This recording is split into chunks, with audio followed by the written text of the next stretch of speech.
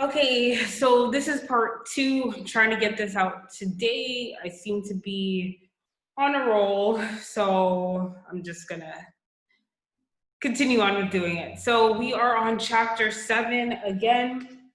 We are going over deviance and crime. We ended off with a discussion on functionalism. So that is where I'm going to pick up, and hopefully you can see the slide. So again, functionalists believe that deviance plays an important role in society and can be used to challenge people's views. Protesters, such as PETA members, they often use methods to draw attention to their cause. And again, a lot of these methods are seen to disturb social norms, and so they are seen as deviant. So why would you wear a chicken costume out in public, especially when it's not Halloween or, things like that, to explain it away as something that's not deviant? So in this word, it's this, in this way, PETA is using these costumes, these, extravagant kind of like displays to disturb social order, but to accomplish a goal.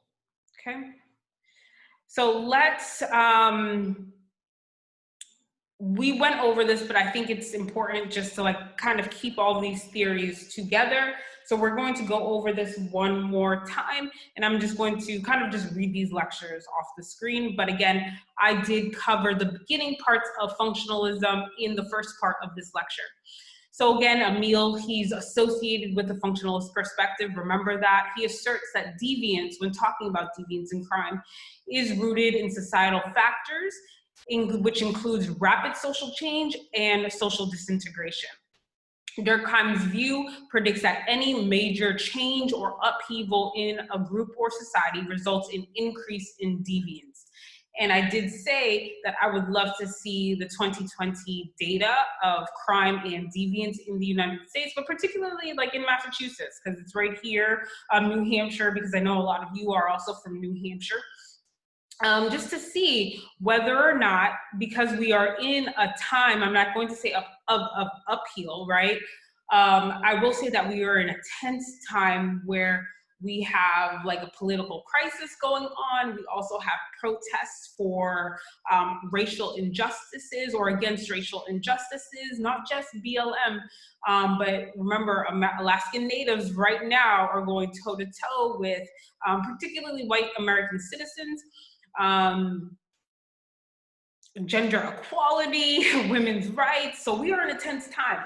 So I would predict that the data would say, right, again, with the time that we're in today, there probably is a serious increase in deviance. Again, I'm just predicting, right, because we don't have 2020 data yet. We are living in 2020. As community involvement and social integration decline, deviance will increase. I didn't say this in the last slide, but part of Emil Durkheim's view is that when people become socially isolated, okay, it's so weird that we're living in this time, but when people become socially isolated, okay, when social integration, when we stop fellowshipping with people, okay, deviance is also going to increase. Okay, so again, one of the reasons I think I'm so sensitive to this time right now is that literally Karl Marx is rolling around in his grave, Emil Durkheim is rolling around in his grave, Max Weber is rolling around in his grave, Talcott Parsons is rolling around in his grave, George Herbert Mead, like all of these sociologists are like, we told you so. And you see it, as a sociologist, you just see all of this stuff. It is sad. And again, I will always say that we have the power to do things. Like, people make this world go round. We make it go round because we are powerful. Our voices can change things. Like, our actions can change things. We can make this world great, but we're living in 2020.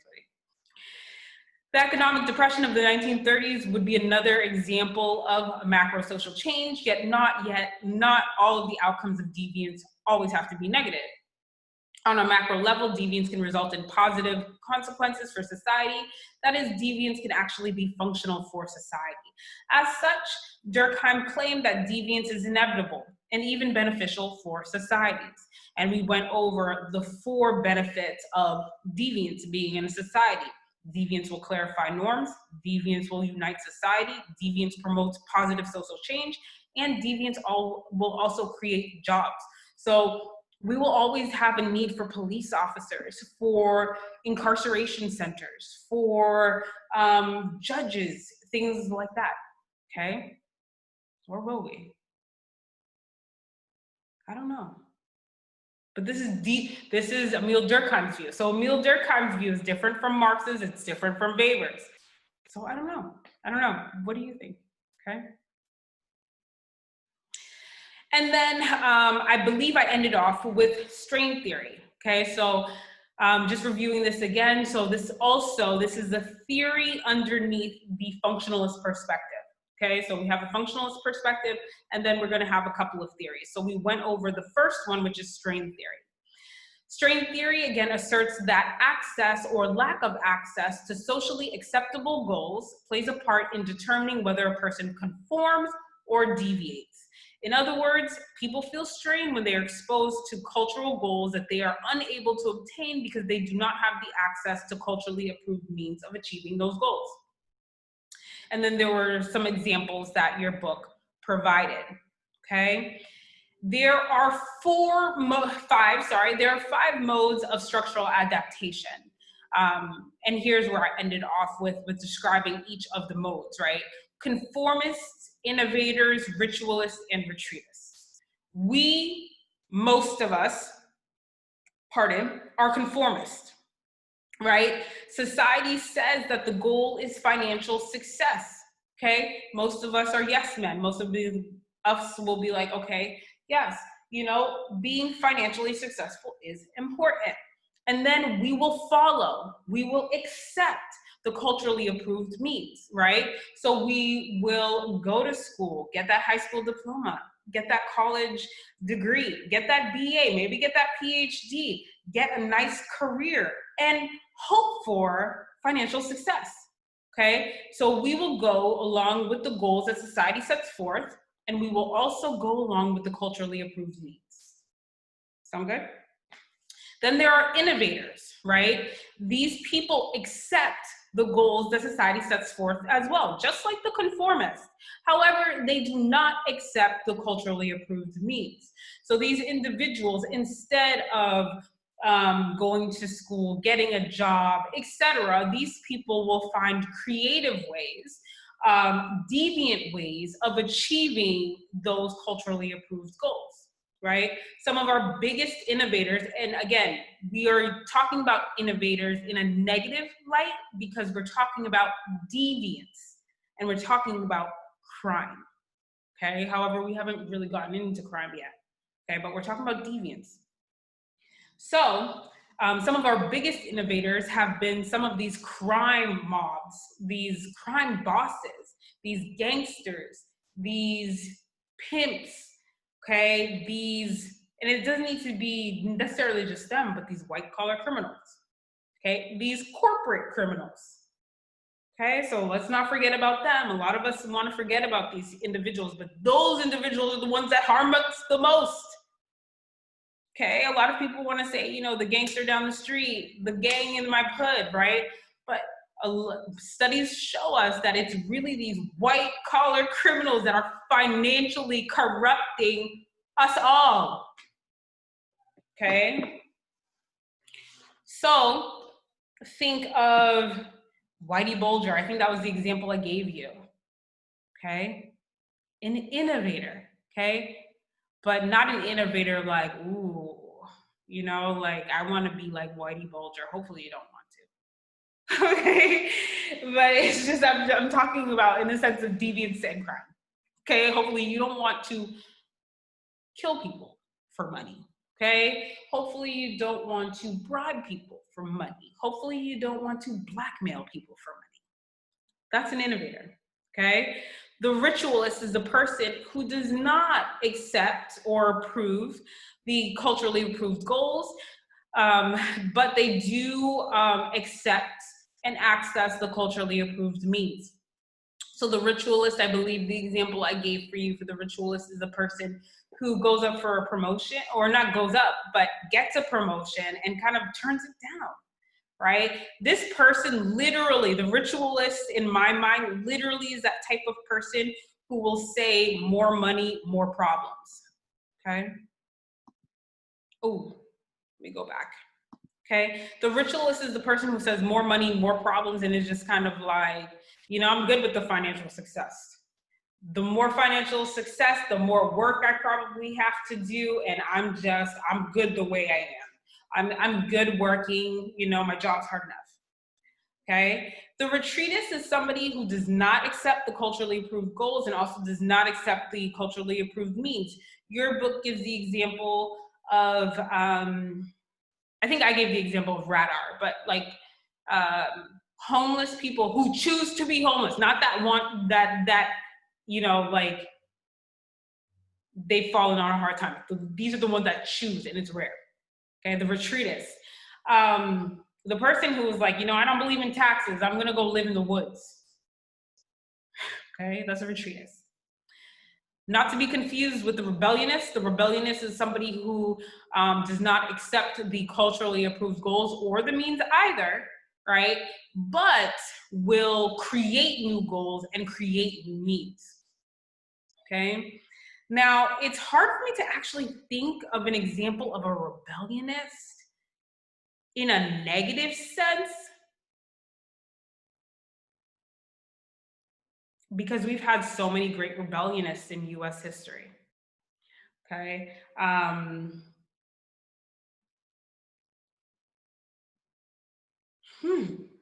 deviant, I guess they were all considered deviant at one point.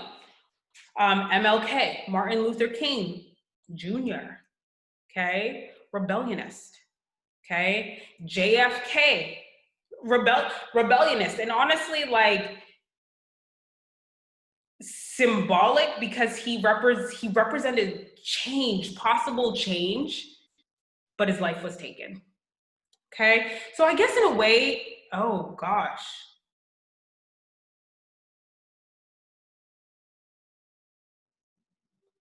I feel like all sorry, I think it is, yeah, I feel like all rebellionists like end up getting assassinated.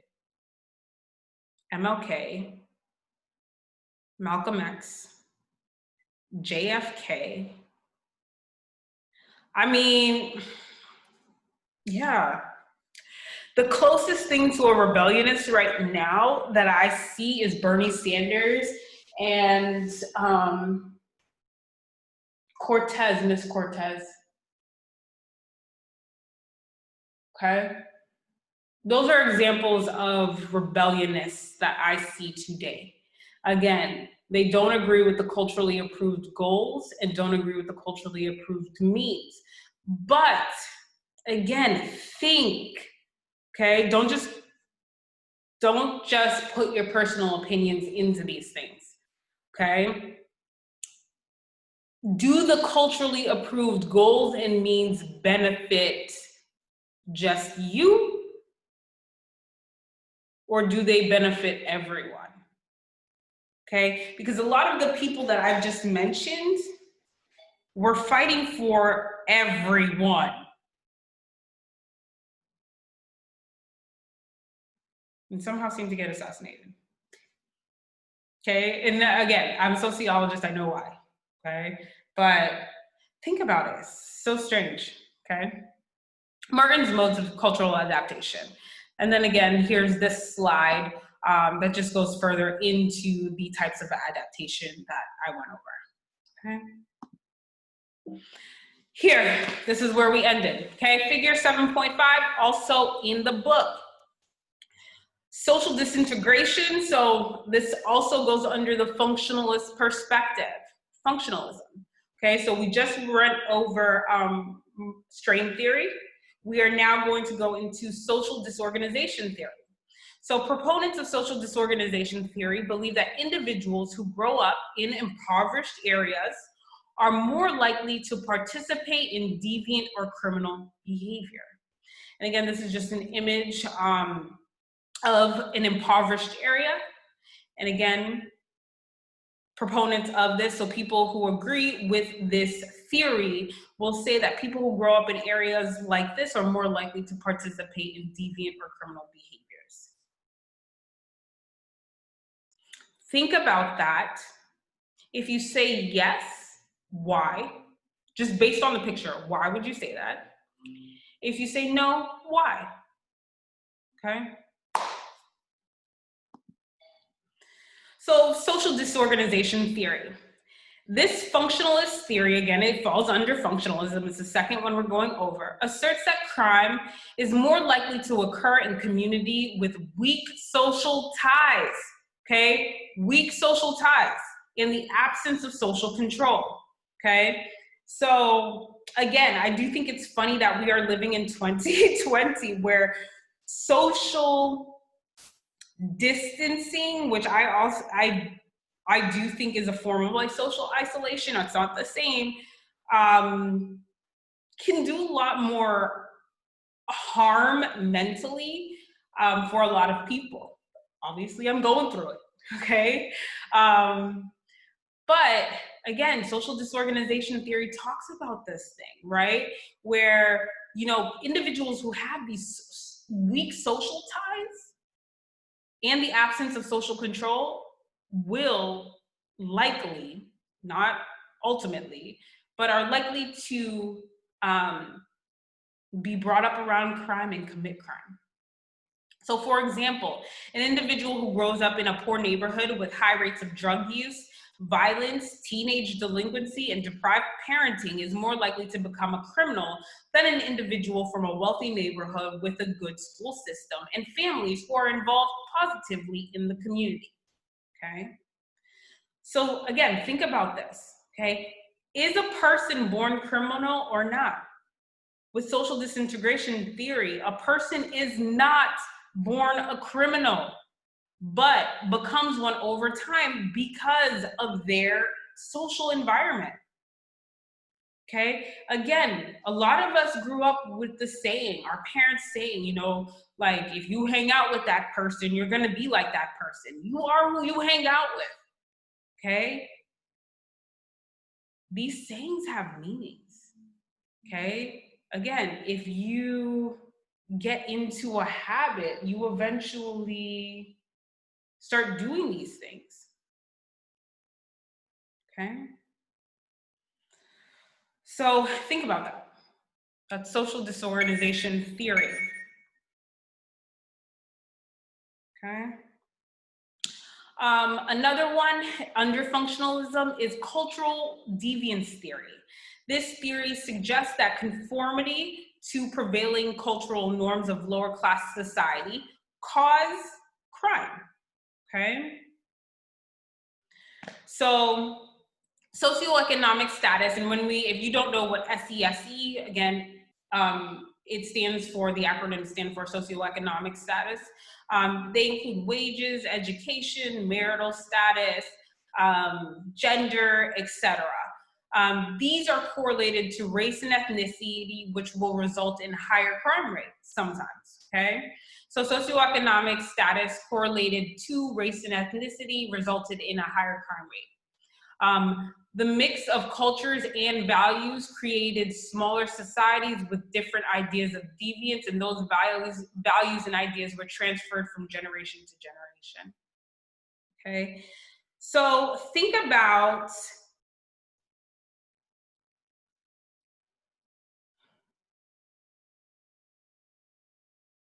we all come from different backgrounds, okay? There are things in my background, and I'm talking about culturally, right? So I'm not talking about necessarily Black, but growing up in a Haitian household, right?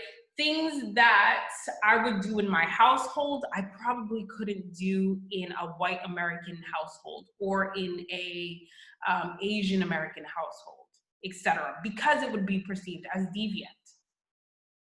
okay? And I think I gave this example once. If you come into my household, the moment you step foot, right, whoever greets you as the door is kissing you on both cheeks, regardless of who you are.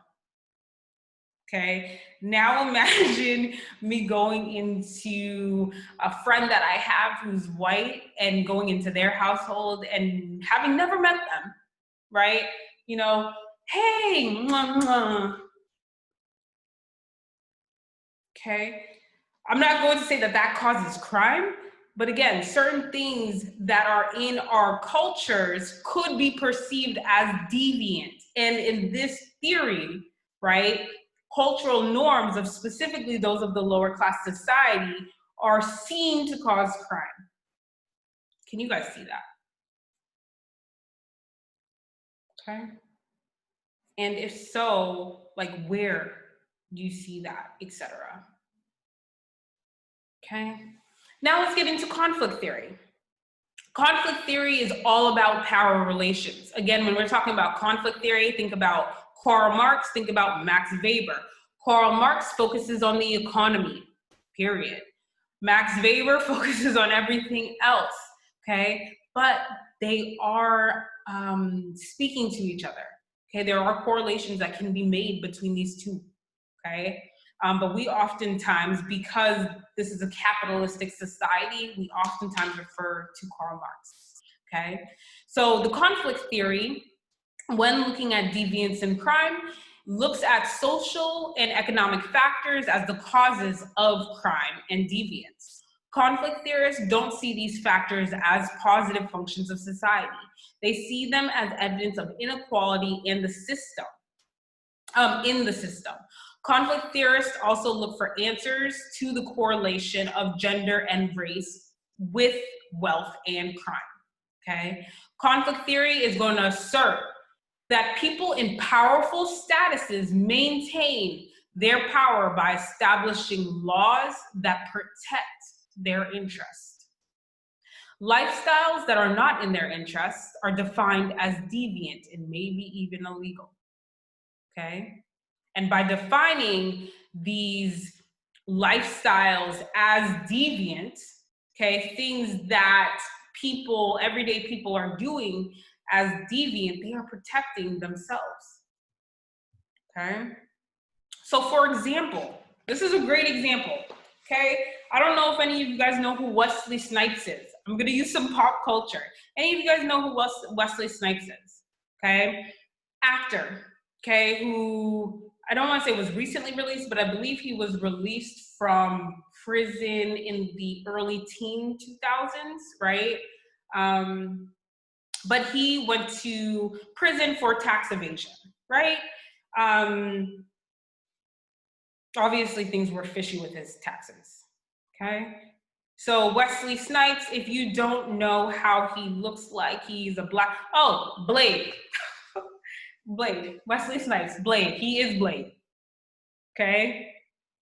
So, went to prison for a couple of years for tax evasion, okay? Black man, wealthy black man,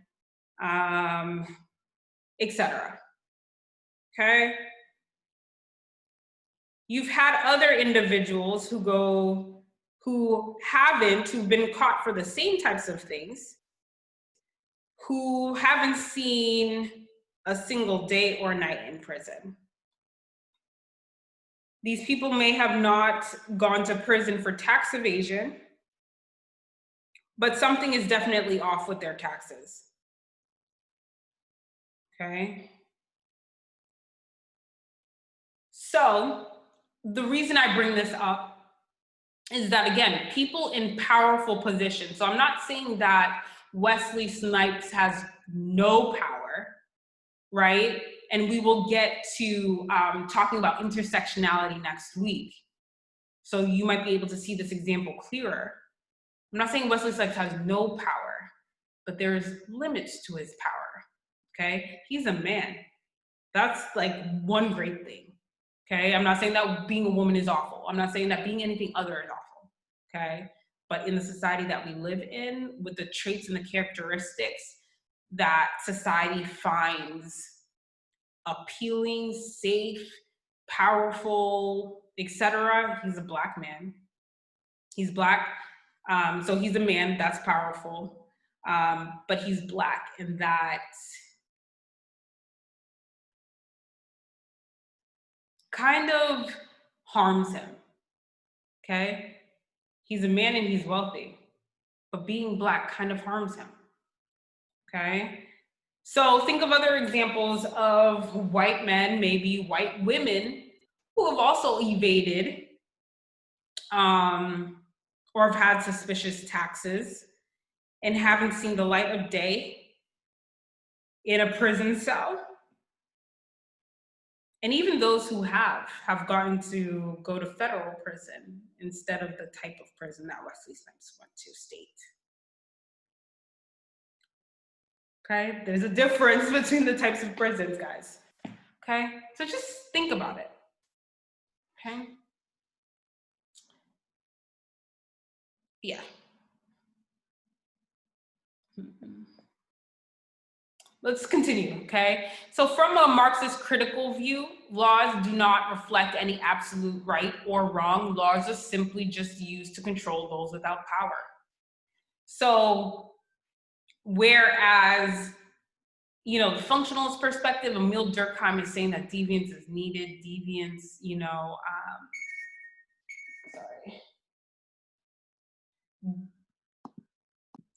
Sorry, I just had to pause quickly. But again, just think about the conflict theory and how it's about power relations, and how anybody who is looking at things from this theoretical lens is saying that, you know, like these laws and how they are defining deviance is to protect those who are in power's interests, not yours, okay? Lifestyles that aren't in their interest are always going to be defined as deviant and even illegal, okay? Another figure 7.6, from 1986 until 2010, the punishment for possessing crack, a poor person's drug, okay, which is also linked to Black and brown people, was 100 times stricter than the punishment for cocaine use, a drug favored by the wealthy, okay? So think about that. Have any of you ever seen The 13th by Ava DuVernay? Talks about it, right? There is a difference between crack cocaine and powder cocaine, not in the ingredients, right? But in the way that it is presented to certain people of certain classes, right? So the rock is usually associated with poor people of color, typically Black and brown individuals, and then the powder is usually associated with people who are wealthier, of course, but also of the wealthier and white, right? And seem more elegant. And the powder you get punished less for than the rock, okay? So it's interesting, okay? So again, these laws protect, right? Or favor, if it's easier for you to see that, favor those who are wealthier oftentimes, those who are white, those who are able-bodied, those who are men, etc. Okay, but when we get into the intersectionality chapter, you should be able to see this more. It's my goal to get you to see this more and to see it from various lenses. So, because things could, again, change around, depending, context matters, environment matters, okay? Symbolic interactionism, okay? Symbolic interactionism is a theoretical approach that that can be used to explain how societies and/or social groups come to view behaviors as deviant or conventional. Labeling theory, differential association, social disorganization theory, and control theory all fall within the realm of symbolic interactionism. So there is a graph in your textbook, not a graph, it's a chart. You can find it actually on page 143. So it actually looks like this. Sorry. Oh, is that it? Can you? Oh, I know you probably can't see that. But this is a concise way of how deviance arises in all of these theories. So make sure you guys look at that chart, okay? So we're gonna go through most of these, okay? It's just, there's a lot of theory that we need to get into, okay? So when it comes to symbolic interactionism, specifically labeling theory, okay? Labeling theory examines the ascribing of a deviant behavior to another person by members of a society. To social statuses and the distribution of power in society help determine which behaviors and whose behaviors will be labeled as deviant. That label will oftentimes carry a stigma, and this stigma or label is difficult to shed for many. Remember, not all labeling of people as deviant involves their behavior. People may be labeled deviant simply because they're seen to differ in characteristics from the dominant group in some way. In sociology, this is not mentioned in your book, but we call this othering, okay? Where dominant groups tend to view those they dominate as the other, as people who have characteristics that render them deviant by their very being.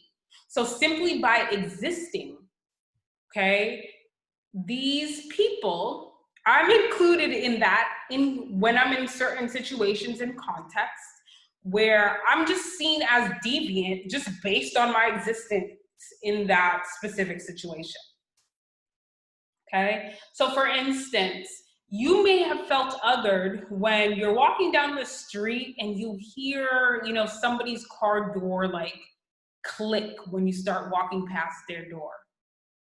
You know, that's an example of othering.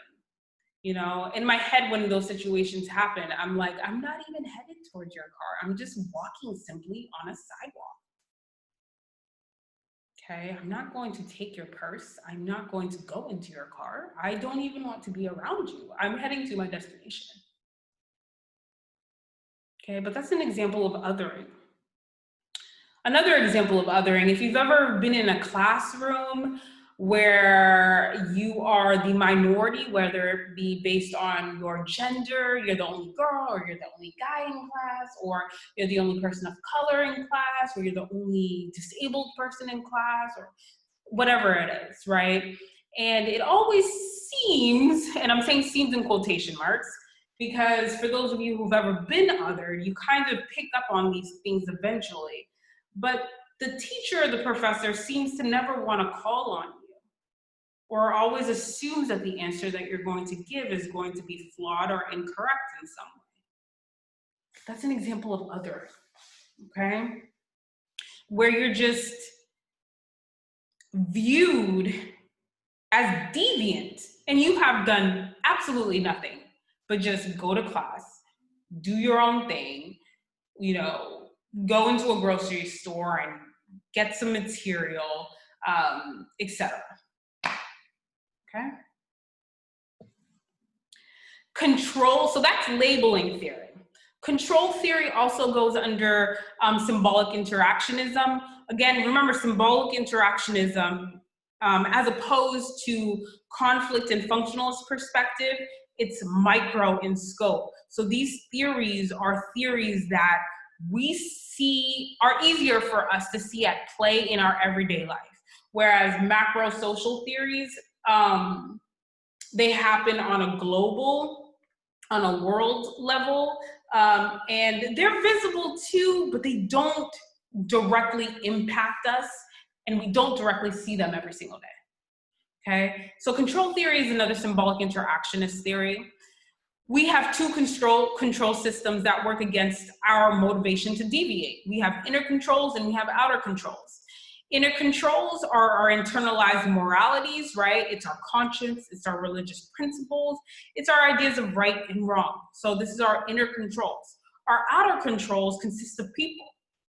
These are the people around us. These are family, this is friends, this is police officers, this is school teachers, this is firefighters, this is doctors, this is nurses. These are people that influence us not to deviate. So these are outer controls. And control theory states that the stronger our bonds are with society, so the stronger our bonds are with our outer control, like people, the more effective our inner controls, the more effective our conscience, the more effective our principles, the more effective our ideas of right and wrong are going to be, okay? So our inner controls consist, so they're not just religious principles, ideas of right and wrong, and consciousness, but our inner controls consist of attachments, commitments, and involvements. Attachments are feelings of affection and respect for people that conform to mainstream norms. Commitments are having a stake in society that you don't want to risk. Involvement is putting time and energy into approved activities. Control theory is how we learn self-control, okay? Learning self-control is achieved through socialization. So again, refer back to that socialization chapter. Okay, how is crime different from other types of deviance? So here is where we learn the difference between crime and deviance. There are some other theories that go under symbolic interactionist perspective. The other one that I did not go over in this slide that you need to go over by yourself is differential association theory.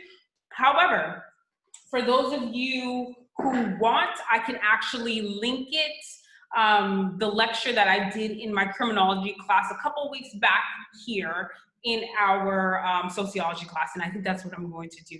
I just didn't want to repeat it again because it's intense, okay? So I will link my criminology lecture in our section. Sound good? Okay, so figure 7.8, how is crime different from other types of deviance? So here is where we learn the difference between deviance and crime, which is important, okay? Deviance, which violates the legal code of society. Deviance, which violates the laws in society, is called crime, okay? So we went over folkways, mores, and laws. Laws are the ones that are formal. They're written down. They are norms that we absolutely must or absolutely must not abide by, okay? So if you violate those laws, those legal codes, you are committing a crime. Crimes are classified according to their seriousness. There are felonies and there are misdemeanors. Serious crimes which carry a sentence of a year or more in the state penitentiary are referred to as felonies. And then less serious crimes that carry a sentence of less than a year are considered misdemeanors. All societies have informal and formal ways of maintaining social control. Within these systems of norms, societies have legal codes that maintain formal social control through laws, which are rules adopted and enforced by political authority. Those who violate these rules incur negative formal sanctions again. Normally, punishments are relative to the degree of the crime and the importance to society and the value underlying the law. However, there are other factors that influence criminal sentencing, okay? So make sure you know the difference between deviance and crime. We all commit deviant acts, okay? We can all be deviant, but we can't all be criminal, okay? Actually, I shouldn't say that. Some of us have committed crime, we just never got caught. Okay, so that's why those that are sitting in prison aren't much different from yourself, guys. Okay, like, especially for like petty thefts, Okay, drug use,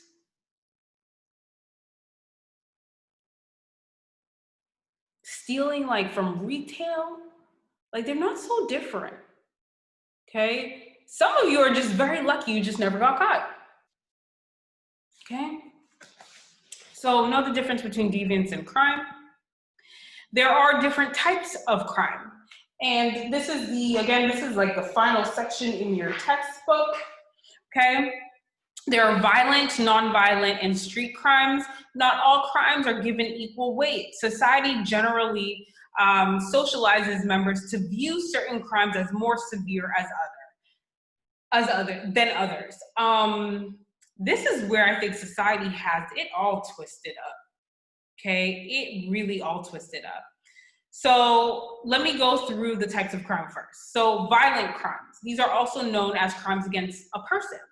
These are based on the use of force or the threat of force. So this can include rape, murder, and armed robbery. There's also non-violent crimes. These involve the destruction of theft or property, but they do not use force or the threat of force. So these are also known as property crimes. So larceny, car theft, and vandalism. Then there's also street crimes. These are offenses committed by ordinary people against other people or organizations, usually in the public space, okay? And then we have corporate and victimless crimes, okay? Before I go on to corporate and victimless crimes, I will say all political parties, period, end of story, shove violent and non-violent and street crimes in our face like they happen every single day. Okay? Context will always matter, right? Where poverty is, wherever there's poverty, guys, there's always going to be deviance. Emil said that, and it's true. Okay? Wherever there's poverty, there's going to be deviance, period. End of story, regardless of race, regardless of gender, regardless of sexual orientation, able-bodiedness, period. Okay, this is shoved down our throat like crazy. Okay, the war on drugs. Okay, you know, those Mexicans coming in and raping, like, you know, our women, our children, they're rapists. Okay, like, I don't get it. And the reason I don't get it is because, again, you and I can go to the statistics on FBI.gov. Because, yeah, right? Like, a lot of you guys back the blue, right? Again, I'm going to be neutral on this. If you back the blue, you should trust them enough to go to their NCVS data, the UCR data, the FBI.gov, etc. And I'm just using statistics that you give us. Okay? And one of the crimes that I will say that the crimes that aren't listed on that data are these. And these happen a lot. And they're more detrimental to you and I than people actually know. Okay, I think some of you might be actually too young to recall the Enron case. Okay, maybe I was in high school. I may have been in high school, but that affected lives. Okay, and we're talking about corporate white collar crimes. When we say white collar, because they're not blue collar jobs. Okay, so let's go into that and let's discuss this a bit further. So corporate crimes. These are crimes committed by white-collar workers in the business environment for a corporation. So these are crimes done by white-collar workers for the business, okay? It includes embezzlement, insider trader, identity theft, okay? These types of crimes are far more damaging than all the other ones, okay? Financial frauds such as insurance scams, Ponzi schemes, and improper practices by banks can be devastating to families, okay? And again, you might have to ask your parents this. But remember the type of economy that Obama inherited. Okay, we went through a recession in 2008 where a lot of these banks gave loans that were crazy, specifically to people of color. Not saying that they didn't give them to white individuals too, because it happened, right? But we went through a recession and homes were foreclosed on like crazy. Okay, people are still recovering it, and we're going through a recession right now. Okay.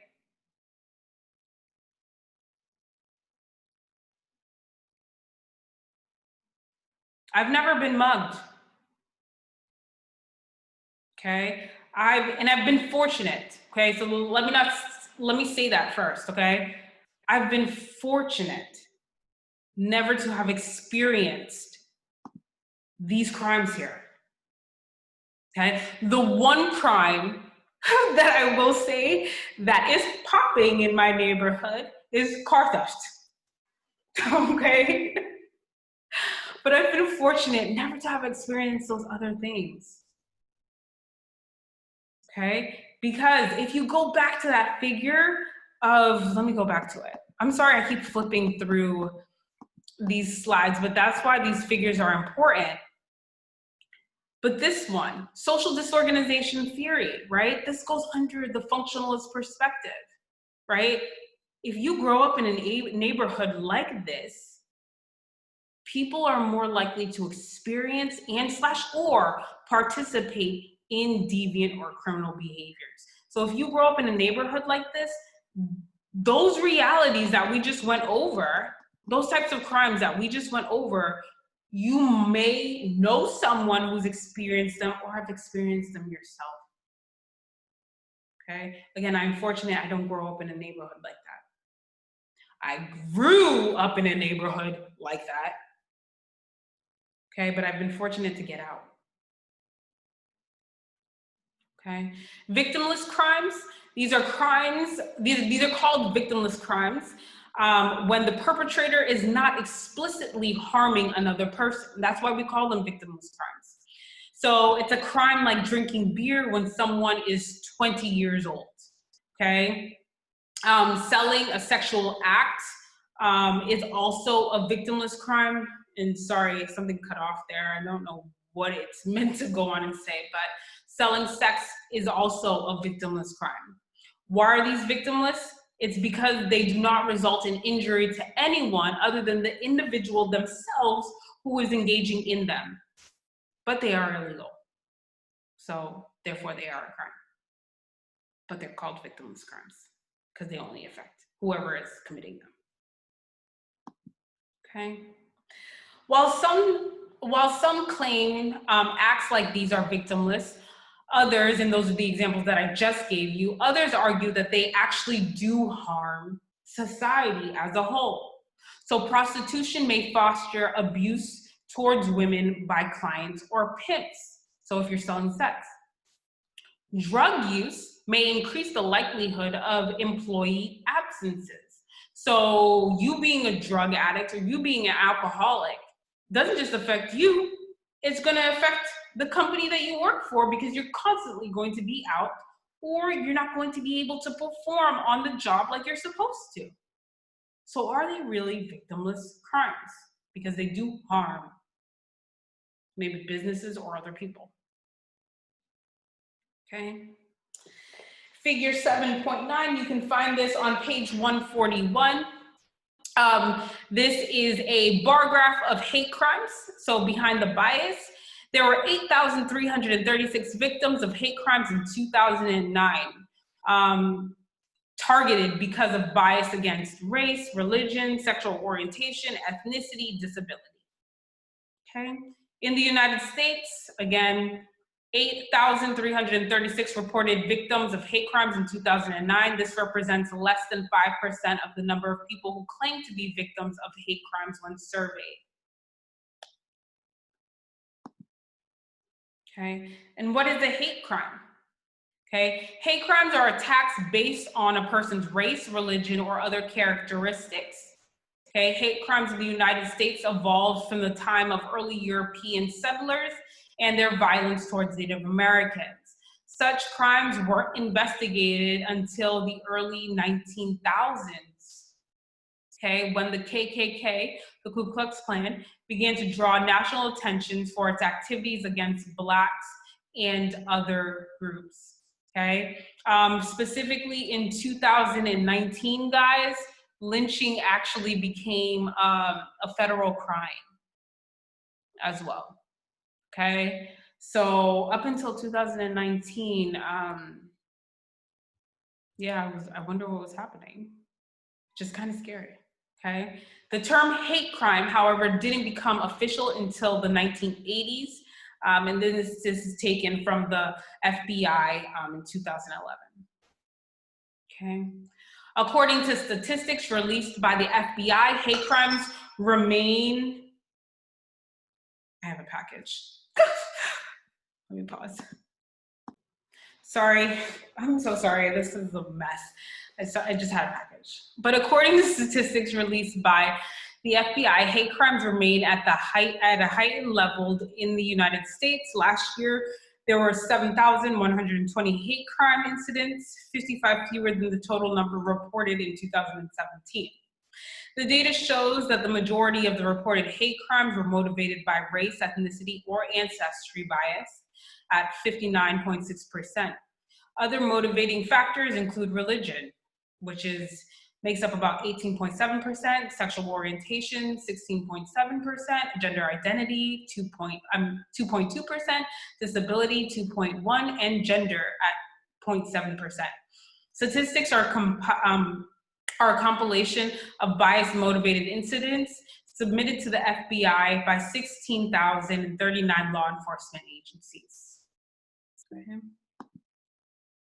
And here is just a bar graph, specifically in your book, again, on page, is this?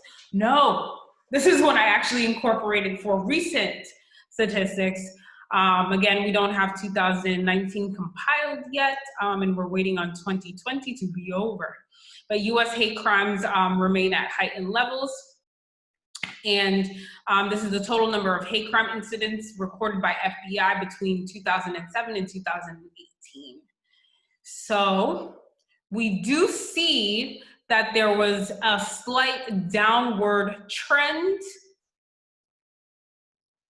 starting in 2008, right? It kind of plateaus a bit from 2012 to 2014, okay? And then just starts increasing. 2016, 2017, 2019 should be lively, and 2020. Think about the things that are going on, okay? And is it surprising? Just thought, okay? Crime statistics and the perception of crime. Again, I've gone over all of this already this semester in my criminology class. However, you can pause the PowerPoint slide here to go over them, okay? It's gonna go over the UCR reports, the Uniform Crime Reports, as well as the NCVR reports, which are the National Crime Victimization Survey reports, which are self-reported study reports, and what they do, and what they're good at, and why they are flawed. Okay, so pause here.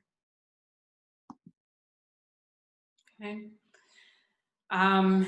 So yeah, I believe that's, yeah, okay. So just quickly, and I don't want to, a lot of this I've actually already gone over. So quickly, this is just like messy. But again, figures are always important. Here, Afghan National Police Crisis Response Unit members train in Surabaya, Afghanistan. Okay, so the last section in your book actually just talks about the US criminal justice system. A criminal justice system is an organization that exists just to enforce legal codes. And there are three branches that we have in the United States when it comes to the criminal justice system. There are three branches. We have the police, the courts, and the correction systems. So the correction systems are more commonly known as the police, the prison system. Okay, and is charged with supervising individuals who have been arrested, convicted, and sentenced for criminal offenses. We also have the courts. So once a crime has been committed and a violator has been identified by the police, the case goes on to the court. And it's the court's job. It has the authority to make decisions based on the law in that specific realm.